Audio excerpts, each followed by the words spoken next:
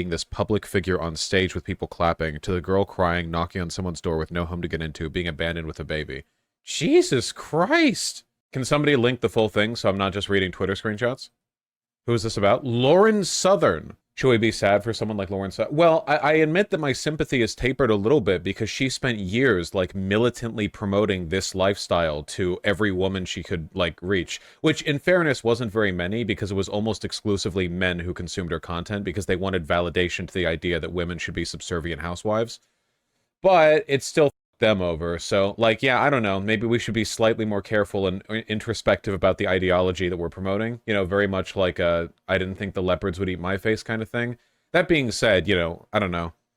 Conservatism makes retards of them all. So, you know, she had a turnabout here. Oh man, this is like a whole write-up. But as she tells it, the nightmare began in earnest when she was offered a work opportunity in his home country of Australia a few weeks after the birth of their baby. She did not want to leave her support networks behind, but he used the political and religious importance she placed on lifelong marriage as a lever to force her to agree.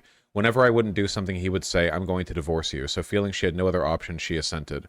He also insisted she should publicly quit work. His work required a high level of government security clearance. She was a right-wing provocateur who had faced deplatforming, state investigations, and was even banned from entering the UK.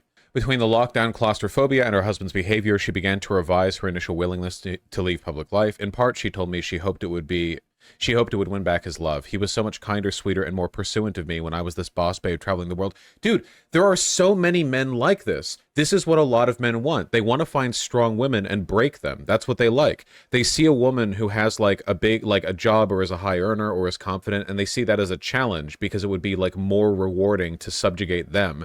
Then they subjugate the woman and make her, like, respectfully pathetic, which is what Lauren seems to be here.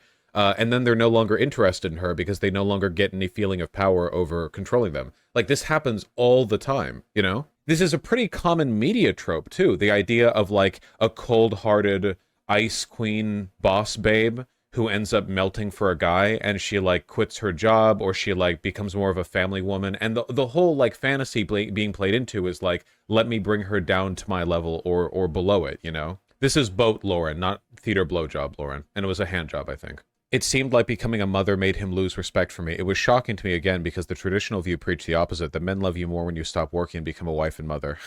In her experience, though, this was very much not the case. Yep. So a year after retiring to embrace traditionalist domestic life and the right-wing model, she posted her comeback video and began making sporadic media appearances. I remember this video. I didn't really know what was going on with it when it got posted. It seemed like kind of a turn. I don't know. No, wait, hold on. Wait, is that the right video? No, wait, this is the wrong video. This is after COVID, but she's talking about a comeback video and linking the 2019 borderless thing. Yeah, this is the wrong video. They f***ed up here. This isn't the comeback video. So I was confused when I linked it. There was a comeback video at one point with Lauren Southern. It wasn't the... Okay, a mistake by the person who did the hyperlink, okay. Well, whatever. Never mind the pop anti-feminist idea. The comeback video was when she started doing the, like, enlightened centrism thing, right? That was what happened, right? Like, she was doing the whole, all migrants are terrors on the West, blah, blah, and then she came back after a while. It was this really weird, half-hearted, like, you know, having experienced so much shit, you know, I'm here to just have interesting conversations, like that crap, you know? Oh yeah, here we go. Yeah, this, comeback video. Why I left and why I'm back, 500,000 views. Yeah, there we go. This seems much more likely. And see, her hair is dark. She stopped dyeing her hair with, like, platinum blonde. Wait, did she dye her hair platinum blonde, or is she naturally that blonde? And this is her natural hair, right? I don't know what her natural hair is. Wah. It is surely true that conservative advocacy for complementary sex roles sometimes ignores questions about women's physical vulnerability and the scope this affords for domestic abuse. No, that's not ignoring questions. Conservative ideology is fine with physical abuse against women. It enables it at, like, every turn, you know? It's anti-Me Too. It's anti-no-fault divorce. Like, it literally every ideological and policy-based level, like, they enable that. That's not an accident, you know? Control over women is the point, you know? Like, oh man, I can't believe that a person who I married for their anti-feminist views is okay with abusing women. That's crazy. Oh, okay, this isn't like a liberal article. Conversely, today many self-identified liberal feminists have also forgotten the earliest women's movement was grounded in the sex-specific material vulnerabilities. This is the trans thing. Southern experience firsthand. They're saying, like, modern feminists have forgotten that males and females are different. Nice. He would just give me impossible tasks all day, tasks I simply could not finish. It felt like he would almost send me on errands with the intent of having me fail. All of this was, Southern tells me, difficult to square with her religious beliefs. She would pray by his bed when he was angry with her, hoping that if she gave him grace one more time, he'd realize the depth of her love and be kinder. And if this didn't work, she was encouraged to persist by way online life had conditioned these beliefs into listicle form. But she discovered distilling religious traditionalism into viral bullet points does not provide an adequate framework for navigating the complexities of a real-world marriage. She thought, she told me, that, quote, as long as I put on the high heels and the lipstick when my husband came home, as long as I cook the best meal, as long as I'm always submissive and say, yes, sir, whatever you want, things will go fantastic. Man, you know what's funny? This is more like porn-brained than the most porn-brained, like, lefty polycule types I've ever actually interacted with. Like literal porn brain. Like the idea, like wear red lipstick, have blonde hair, wear the high heels, say yes, sir, and the man will love you. Are you this is literally like cis woman cissification fantasy, okay? Jesus Christ. Yeah, this is a porn fantasy. Like it's ridiculous, you know? It's you're constructing an entire like relationship dynamic and like model of love around like 3 lines of conservative dogma, highly fetishized lines. Do you think the Tradwife model ever made sense? It's never existed. The Tradwife that conservatives talk about today never existed. Relationships in the 1950s were much more obviously economically motivated than people like to acknowledge now. For the longest time in human history, I'm generalizing, but for the most part, the wealthy married for wealth or power, and the poor married for love. But that started to blur together more and more.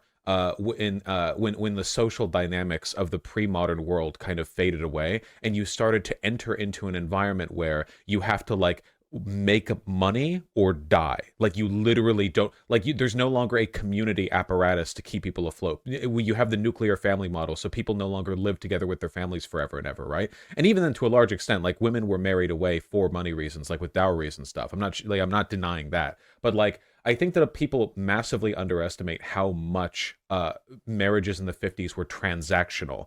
Women wanted to be in a marriage because they literally couldn't open a bank account or get a credit card otherwise. Like they literally would not. There's a reason why people would call women who weren't married by like 25 a bunch of different mean names. And it was because like that's your job, bitch. That's your job. You get married, or you don't get, or you're going to like you're going to work some like maid job and like never like that's going to be your life. Then you get like the small percentage of jobs that are specifically allocated for women, and you're going to be like a spinster or whatever, you know.